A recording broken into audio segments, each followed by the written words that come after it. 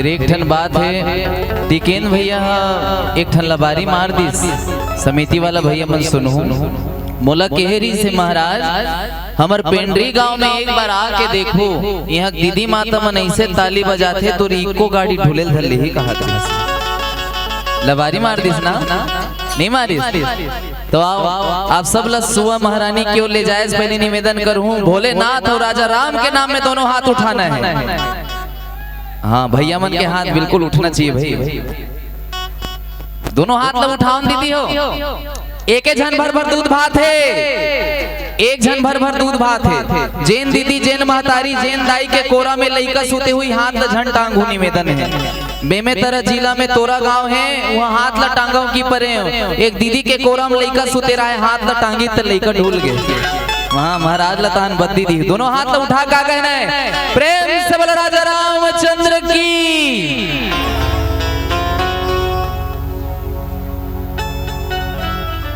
बोल सुआ महारानी की जय।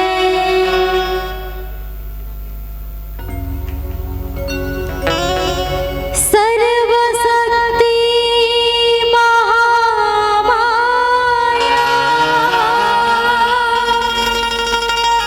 दिव्य ज्ञान स्वरूपिणी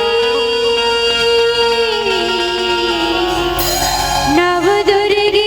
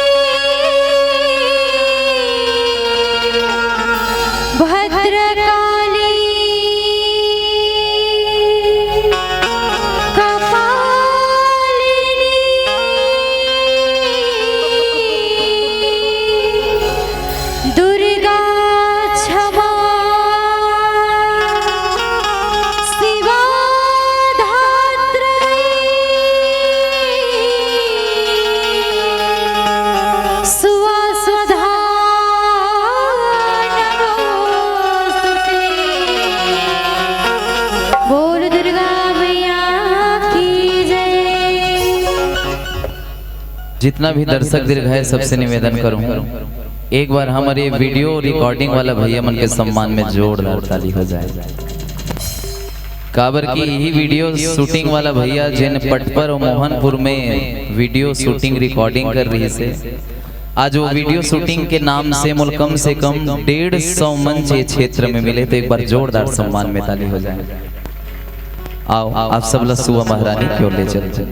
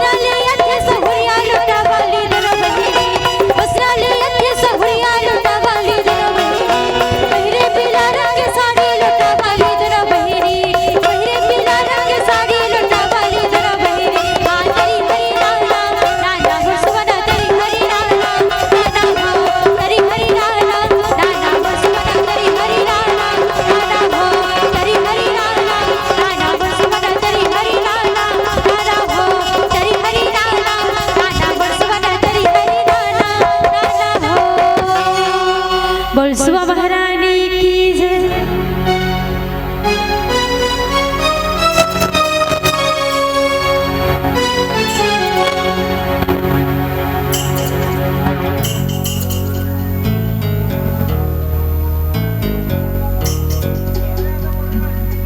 अच्छा हाँ, करुणा यादव ये हमार बहन के तरफ से जय यादव जय माधव 30 रुपए के शादर सब प्रेम भेंट मिले। एक बार सम्मान में जोरदार ताली बजाएं।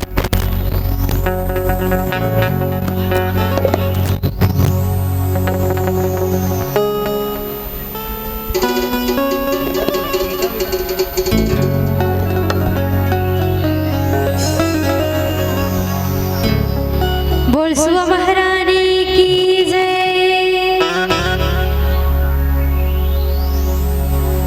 तारी हरी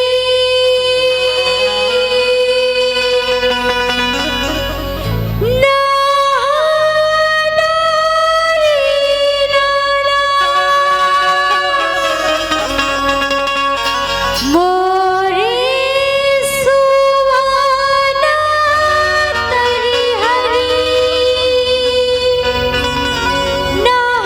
नहानारी नाना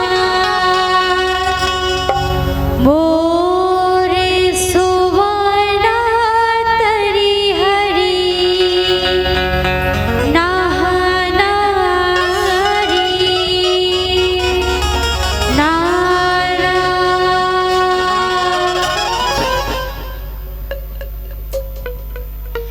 तरी हरी नहानारी नाना मोर सुवाना तरी हरी नहानारी नाना मोर सुवाना तरी हरी नहानारी नाना तरी हरी नहानारी नाना मोर सुवाना तरी हरी नहानारी नाना मोर सुवाना तरी हरी नहानारी नाना तरी हरी नहानारी नाना मोर सुवाना तरी हरी नहानारी नाना तरी हरी नहानारी नाना मोर सुवाना तरी हरी नहानारी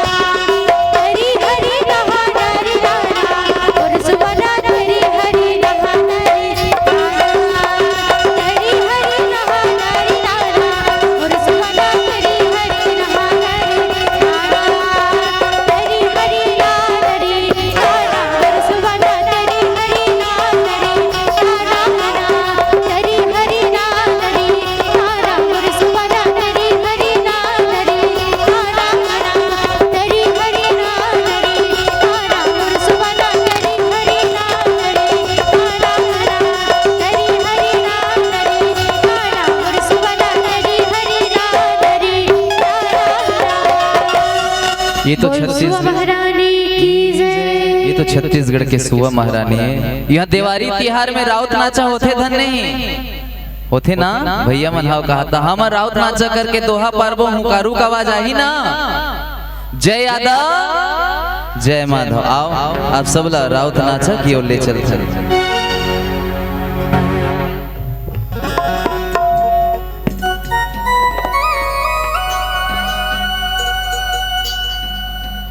साउंड वाला भैया एक ठो माइक संचालक भैया माइक ले ले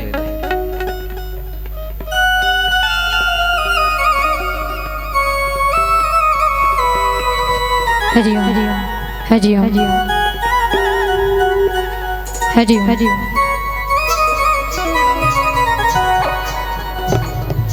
हरिओम हरिओम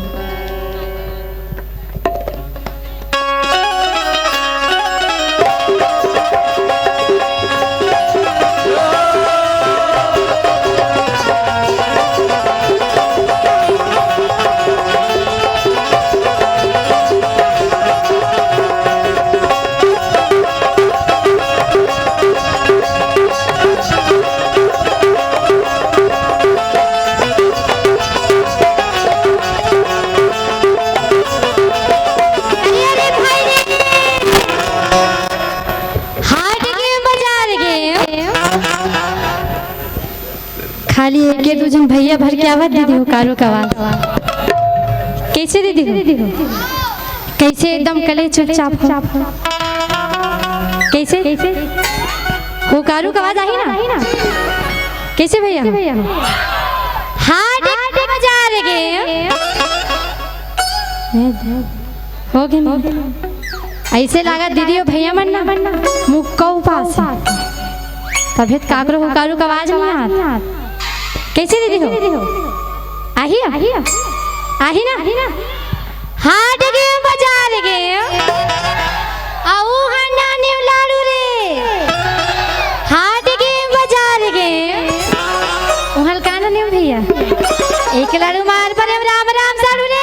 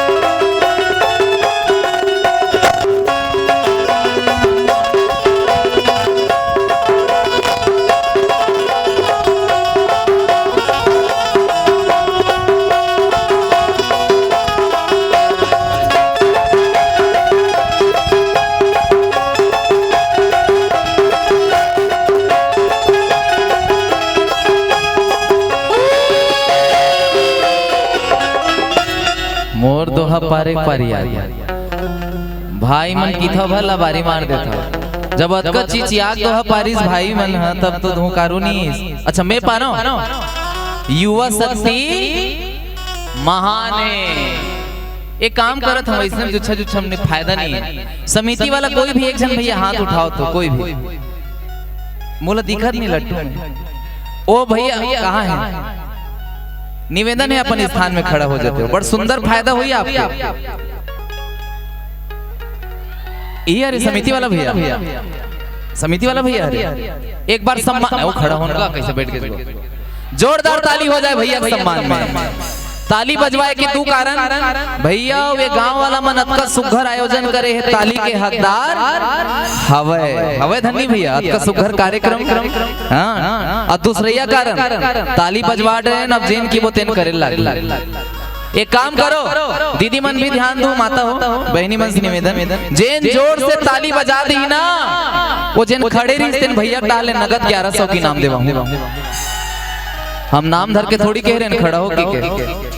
अब मैं बोल डरे हूं तो जुबान दे डरे हूं, जुबान से मंच में फिरने वाला नहीं हूं, लेकिन एक तो शर्त है वो कर 1100 वो स्नेह नहीं आएगा। पहली शुरू दीदी मन ताली बजा, दूसरी भैया मन बजाई, जेन जीती तेला ये मंच में मैं बोला था वो टी शर्ट वाला भैया डाले 1100 नगद देवा हूं, बोला देर लागी भैया ला। तो पहली ताली कौन बजा हो? भैया मन। अच्छा माता मन, तो भैया मन चुपचाप होगा। निवेदन है अब माता मन के ताकत देखबो, नारी शक्ति मोरी कोल कम कर दे, नारी शक्ति महान है, केज भर में नहीं हो परीक्षा में लिखबे तो पास होबे, नारियों की देबे थोड़ी पास होबे। अब हमार बलौदा बाजार जिला में एक गायिका है बहुत सुंदर बात बोलते, हम छत्तीसगढ़ की नारी हैं, फूल नहीं चिंगारी हैं। तो अब भैया मन चुप रही हो, दीदी मन के ताकत देखबो। दीदी मन तैयार हो? प्रेम से बोला दुर्गा मैया की। बस हाँ हो गए ना। अब भैया मन के ताकत देखो, काबर की मुंगेली गांव ध्यान रखो, मुंगेली जिला में गे रहे हैं, तब वो दीदी का बोली से हम छत्तीसगढ़ की नारी हैं, फूल नहीं चिंगारी हैं। ओकर बात तो सुन के लड़बड़ लड़बड़ एक झनागुल करत आगे, वो दिन भर राम राम राम राम राम राम और थोर कुन संझा होते तो 100 ग्राम काकी हम छत्तीसगढ़ की नारी हैं, फूल नहीं चिंगारी है किथस दीदी, हम छत्तीसगढ़ के शराबी हैं, पीने के बाद खराबी हैं किथे हमले बड़े कोई नहीं, बोला धर्म मन से हटाइल पड़ गए। तो युवा शक्ति चाहे तो नदी के बहत धार लभी मोड़े के क्षमता रखते। अब दीदी मन देखो हमार भैया मन के ताकत, आज तक कोई मंच नहीं देखे छत्तीसगढ़ में जिन्हा नर शक्ति महान कहा था। मैं कहा था नर शक्ति महान है, साबित कर सकता हूँ। भैया मन काम बूता करके पैसा नहीं लाई, दाई मन चूल्हा काट जलाए। तो भैया मन तैयार हो? प्रेम से बोलो राजा रामचंद्र की।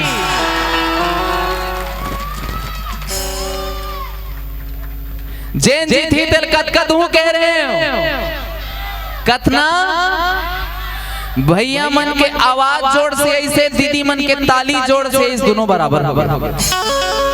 ओ भैया पैसा बांच के कोई बात नहीं, कोई बात नहीं, तोला मोला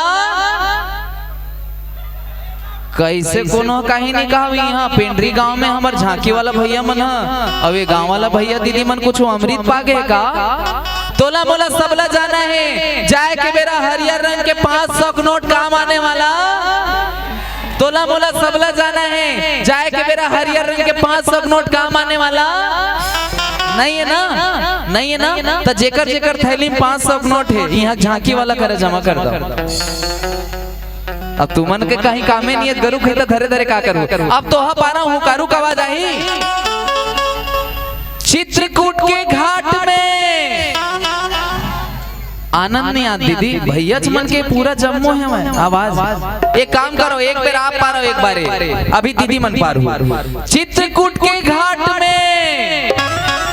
अब भैया मन के देखो, अब भैंस दल के भीड़ हो, अब दोनों एक साथ। और तुलसीदास चंदन घिसे तो तिलक लेत रघुवीर हो।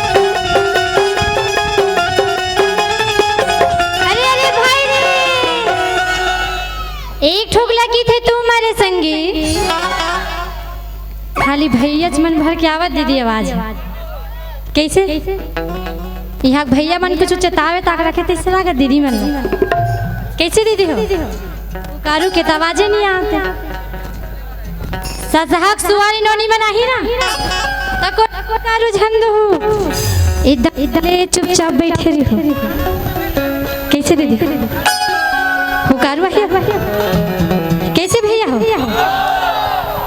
आवतिक भैया कैसे साउंड वाला भैया वो कारू है ना एक ठोकला की थे तुम्हारे संगी अब एक ठोकला की थे मखना एक ठोकला की थे तुम्हारे संगी अब एक ठोकला की थे मखना तो कंधी लगा ना सुननी हो तरी में गड़े है पखना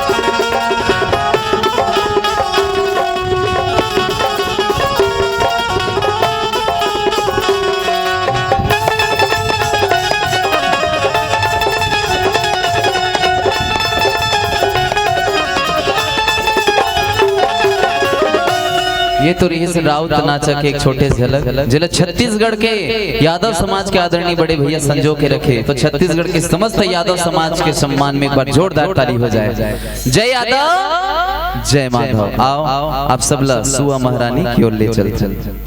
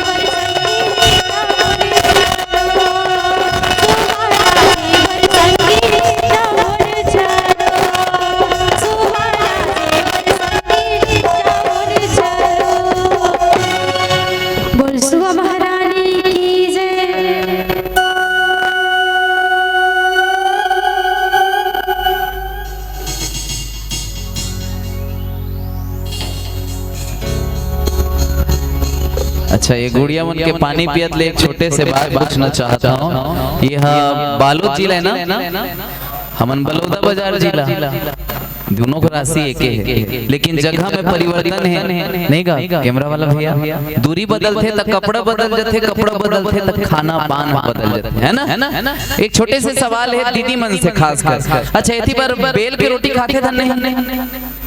अच्छा, ये क्षेत्र में नहीं चले बेल की रोटी?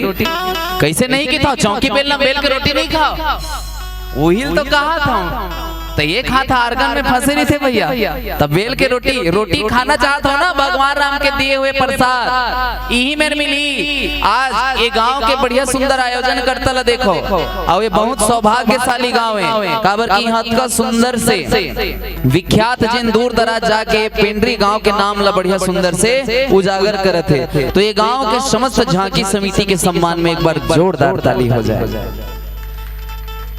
ताली में अच्छा, ये दिवाली की पहली चुटचुटिया फटाका है ना, वो 6 नंबर के एटम बम कहाँ है? पानी पानी सब कहे पर गंगा जल कुछ और है। भैया मन ध्यान दो, बालकांड में रामायण में लिखा है का मदिरा के एक ड्राम में एक बूंद गंगा जल डालबे वो पवित्र हो लागी, लिखा है, परीक्षण नहीं करना है।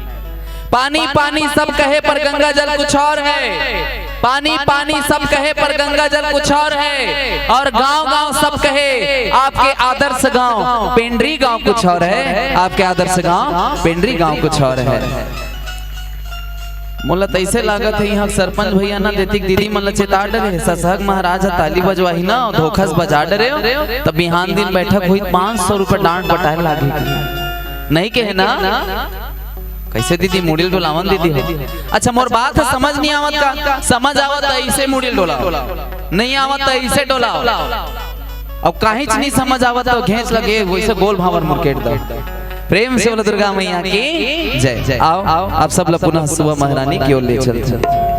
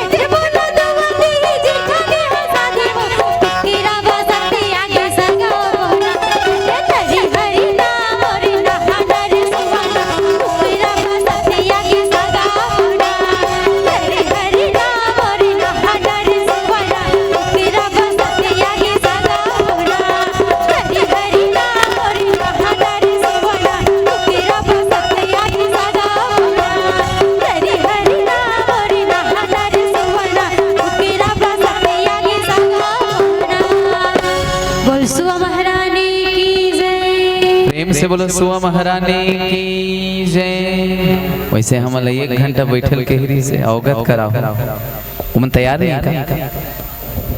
अच्छा एक आध दो गाना, हाँ ठीक ठीक ठीक। अच्छा गाना से पहले एक सुंदर बात बोला था, अगर कोनो गांव में धर्म के अगर बढ़िया इसने आयोजन हुआ थे तो सब लोग बढ़िया सहयोग देना चाहिए। तो माता मन से मात्र छोटे से सवाल है, कौन कौन इसने सुंदर अच्छा आयोजन होते तो अपन अपन लइकल की था जान बेटा पेंड्री वाला मन अतका सुंदर रामायण करत है, जस झांकी करत है, सुआ करत है, कर्मा ददरिया करत है, जान बेटा देखे जाबे। कौन कौन की था हाथ उठाओ। एक जन भर दीदी हाथ उठे, वो दीदी जन हाथ उठाई रिश्ते कर सम्मान में जोरदार ताली हो जाए।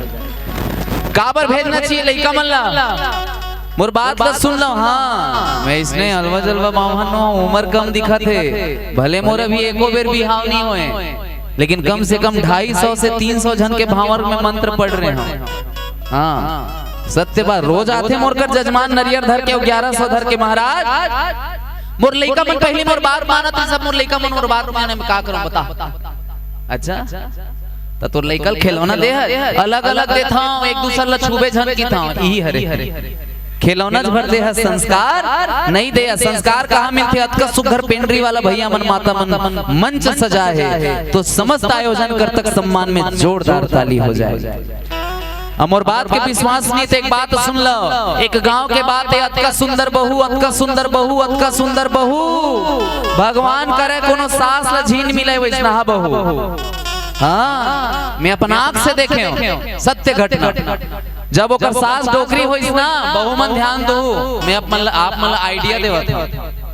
ओकर सास डोकरी होइस ना तब ओकर डेनल धर के घसीट के बाहर में निकाल के फेंक दी। कौन कौन बहू है डेनल धरे के चक्कर में? हाँ जेन बहू अपन सास लटेनिया घसीट के निकालना चाहत हो निकाल दो। हाँ ये मंच में बोला था, लेकिन भविष्य में खुद के लिए तैयार रहो। वो डोकरी रोइस 3 बार रोइस। पहली बार कब रोइस? पेंड्री गांव में रामायण करवावे मोर गांव पेंड्री वाला मन, मोर लइकल खूब पैसा दे, संस्कार नहीं दे, बने करत हज भगवान कर्म के फल भोगत। दूसरैया रोइस, ए डोकरी एले चिरहा चद्दर ओढ़ के मर जा, मुंह फेंक दी। भगवान यही चिरहा चद्दर पर में पूरा परिवार कर लड़े हो ना, बने करे इस कर्म के फले। 2 बेर रोइस। तीसरैया कब रोइस? दादी ओकर नाती कहा थे, मम्मी कहे हते मरबे त सौघे चद्दर ला का करबे, एक कैंची लाए हो आधा चिरहा चद्दर ला मोल दे देना। तीसरैया बार रोइस डोकरी, हे भगवान ननन डेर सास ससुर देवर देवरानी सब के नोच नोच खाए हो, सौघे चिरहा चद्दर तेनो हाँ आधल पाए, बने करत कर्म के फले। वो लइका दौड़ा दौड़ा अपन मम्मी कर चल दी। अब माता मन से निवेदन करूं, आप मन ध्यान से सुनो। वो लइका का की अपन मम्मी ला, मम्मी बने करे हस वो डोकरी निकाल दे। मम्मी वो नवा गोदरेज ला काकर बले है तोर बताए, मम्मी ये चिरहा चद्दर संभाल के रख देना, आधा लाए हो नंगा के। काबर बेटा? मम्मी काय बेटा? मम्मी काय बेटा? मम्मी मोर बिहाव करबे ना? हाँ मोर धर्म पत्नी आही ना? हाँ कैसने आही मोर धर्म पत्नी? रानी आही त मोर बिहाव होही, मोर धर्म पत्नी आही और मोर रानी धर्म पत्नी तोला डोकरी होवत देखी त तोर देना धर के घसीट के निकाली त धकर लकर में चिरहा चद्दर कहां पाहू मम्मी? तोर नवा गोदरेज के चिरहा चद्दर वो दिन तोर बर काम आही मम्मी, तोर बर काम आई। ऐसने होते लइका मन माटी होते, गिल्ला माटी, जिसने रूप देना है दे दो, एक बार बड़े हो जाही सुखा जाही माटी के लोंदा, तब बदलने वाला नहीं है। और सब जन मिल के का की थे बोल बम। यहाँ सावन में बोल बम नहीं जाएगा? बोल बम बोल बम बोल बम। अब सावन सिरा के तो अधी ले पौवा काम तक काम के बोलबा है ना। एक से दिल कीर्थे हृदय में महादेव रख, तब का होते जप हर हर हर हर भोला गुरु महादेव। एला नहीं चलावन बतावत रहन हमर रामायण तको गाथन, तब तो बलाहू सबोल अभी सुना देबो तो टार ना ससा वाला महाराज ला सबोल सुना डली सबाने टीम ला बलाबे तो कुछ कुछ छाप छोड़ के जाना चाहिए। एला की थे बावन कथा एक घर पर था लेकिन ऐसे पढ़ के 5 घर तोला न्योता देवर वह तरस। प्रेम से बोलो राजा रामचंद्र की जय। सुवा करे बना सुवा करबो। अब आप सबके सहयोग रही तो जात विराट भोलेनाथ की कृपा। अब एक आध दो सुवन नृत्य के बाद निवेदन है भैया मन से हमारा आशीष विदागरी कराऊं। प्रेम से एक गाना नहीं 2 गाना ना 2 सुवन नृत्य करवा विदागरी।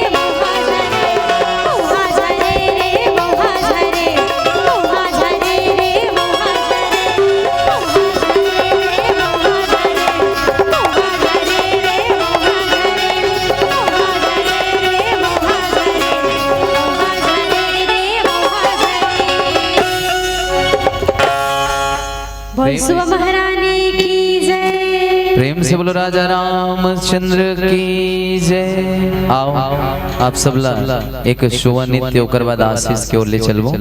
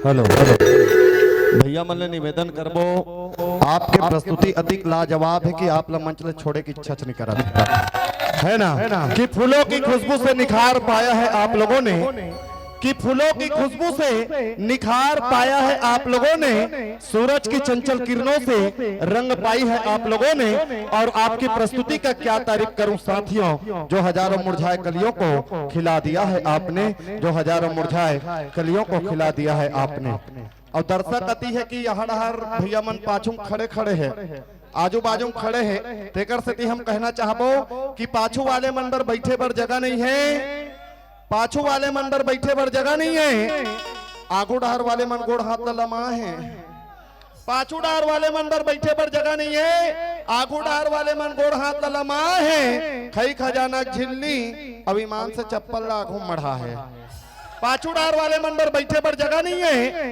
आगू डार वाले मन गोड़ हाथ लमा है खई खजाना झिल्ली अभिमान से चप्पल आगू मढ़ा है कतको धन मन बढ़कर मत की पटकर हर का है कतको धन मन बढ़कर मत की के पटका धर के आ है और ताली मत बजा लगे की ईमान से हाथ न मुरकेट के लुका है ताली मत बजा लगे की के हाथ न मुरकेट के लुका है मोला तो लगते कतको झन मन मेहंदी लगा का है मोला तो लगते कतको झन मन मेहंदी लगा के आ है मेहंदी लगा के आए हो त सुख जही तब ही ओ मलाली हाजी लगा के आए हो त सुख जही तब ही ओ मलाली और वत की सुख घरकन सुवा गीत के प्रस्तुति चलत रही जे में खुश होके तुमन बजाओ जोरदार ताली जे में खुश होके तुमन बजाओ जोरदार ताली भैया मन निवेदन है आयोजक परिवार भी विशेष निवेदन करत है एक दो गीत के प्रस्तुति ए मंच के माध्यम ले आप मन अवधु तत्पश्चात मंच ले आप ला सम्मान विदाई प्रदान करबो प्रेम से बोलो सियावर रामचंद्र की छत्तीसगढ़ महतारी की वाकई में यार तू ही मन चार्जिंग में हो लेकिन ओड़ा हर वाला मन करत का है मुझे समझ नहीं आती है ना नारी शक्ति महान है आपो मन के आवाज ले जोरदार जयकारा आना चाहिए तुम मन चुप पे रहो जी ठीक है प्रेम से बोलो छत्तीसगढ़ महतारी की हाँ तुम्हारे मन से ज्यादा वो मन आगे है ना चलो बहुत बहुत धन्यवाद इसने आप मन मया दुलार देते रहो तो बिल्कुल एक कार्यक्रम सफलता पूर्वक संपन्न होने के प्रयास में रही चलिए ये मंच आप मन सादर पुनः समर्पित लीजिए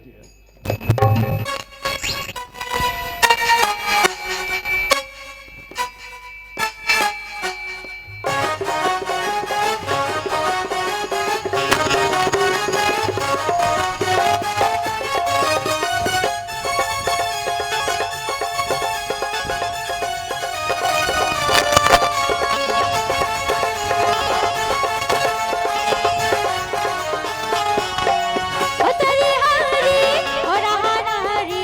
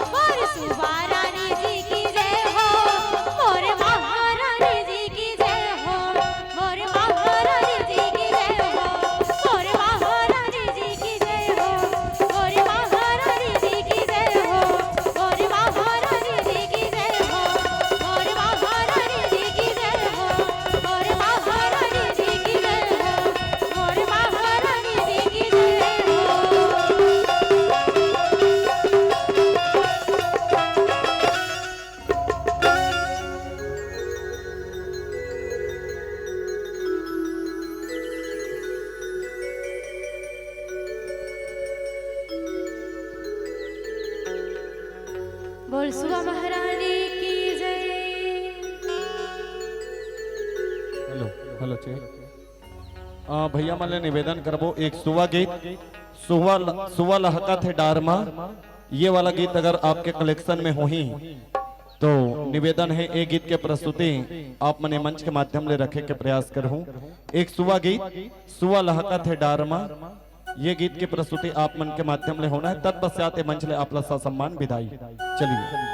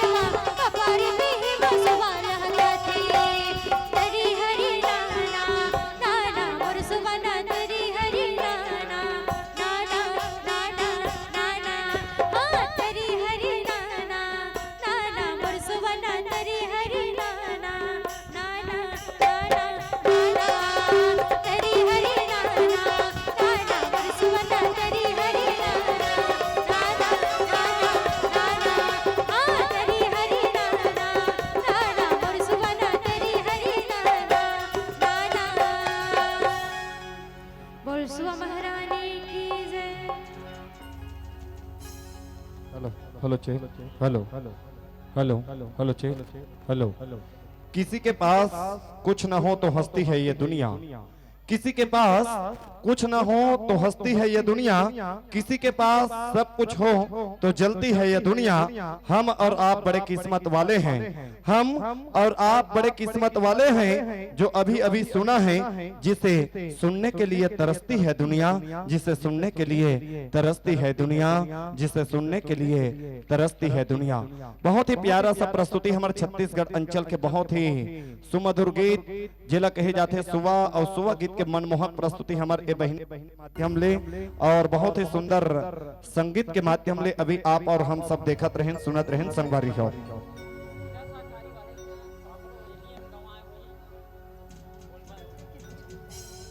तो चलिए और बहुत बहुत धन्यवाद ज्ञापित करते हैं जो हमारे आमंत्रण को आप लोगों ने स्वीकार कर बलौदा बाजार जिला से चलकर हमारे बालोद जिला में आप अपनी अनुपम प्रस्तुति अपनी कलाकृति की पंचम इस बालोद जिला में आपने लहराया है। निसंदेह आपकी काफी लाजवाब प्रस्तुति और आपके प्रस्तुति पर खुश होकर यादव समाज पेंड्री की ओर से 101 रुपए के सम्मान राशि प्रेषित करे हैं। चलिए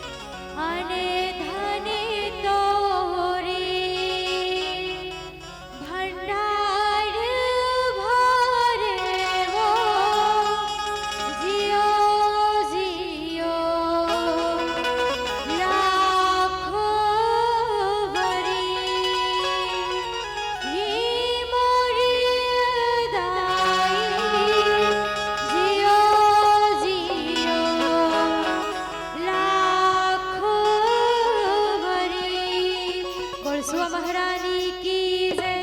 दया माया राखे रहा, दया माया राखे रहा, आइन तुहर गाँव बा।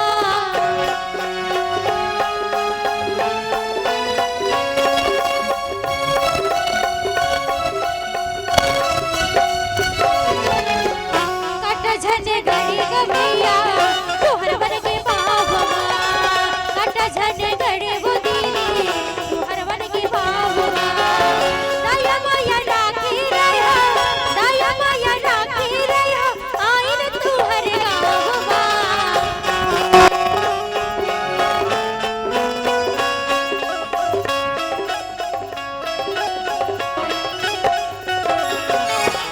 कट झन गड़ी गमिया तुहर बन के पावमा, कट झन गड़ी वो दीनी तुहर बन के पावमा। किसे वो रंगा धीरे धीरे आना, किसे बाजे वो आशीष हो भगवान भगत के मंदिर मा। किसे वो रंगा धीरे धीरे आना, किसे बाजे वो आशीष हो भगवान भगत के मंदिर मा। भगवान भगत के मंदिर मा, भगवान भगत के मंदिर मा, भगवान भगत के मंदिर मा, भगवान भगत के मंदिर मा। किसे वो रंगा धीरे धीरे आना, किसे बाजे वो आशीष हो भगवान भगत के मंदिर मा, भगवान भगत के मंदिर मा, भगवान भगत के मंदिर मा, भगवान भगत के मंदिर मा, भगवान भगत के मंदिर मा, भगवान भगत के मंदिर मा।